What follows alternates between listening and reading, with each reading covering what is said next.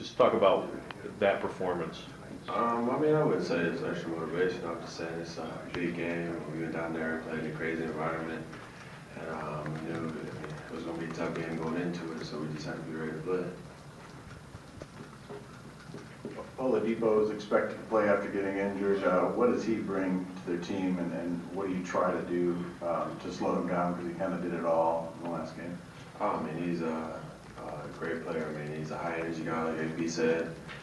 He drives on the defense end, gets a lot of stuff on offense in transition. I mean, it's going to be, we just got to be smart, especially on offense end. You know, he's playing the passing lanes. And, we just got to try to contain him and try to stop him from doing some of the things he does best.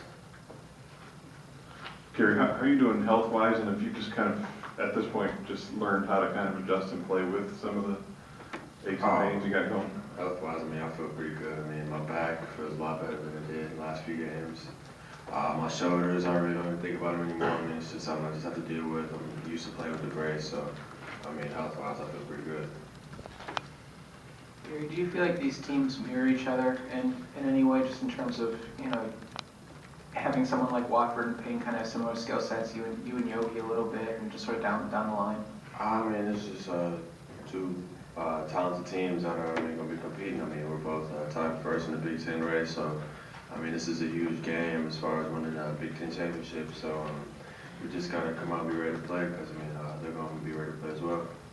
Gary, in the first meeting, not having Keith for much of the game, especially down the stretch, how did that change things? What did that do to you guys? Oh, I mean, it definitely kind of hurt us. I mean, he's a point guard, the leader of the team, and I mean, just having to play without him most of the game was just different. We hadn't experienced that yet, because he's played huge minutes in all our games so far, and just looking forward to him staying out of foul trouble this game so we can play a lot more and see how that outcome is this time. Gary, just curious if you were in touch with Yogi at all after that first game at all, just kind of catching up. I mean, we talked a little bit. We didn't talk about the game, just catching up in general, because we haven't talked in a while. So, I mean, just nothing really about the game though. Also, what did you see from Nix that first game against Zeller, and what was he able to do that kind of neutralized him a little bit? Nix, I mean, he was playing real physical. I mean, he came out, he was getting back in transition, stopping Zeller from getting some of his transition buckets.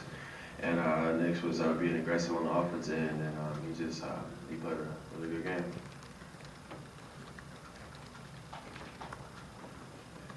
Anything else?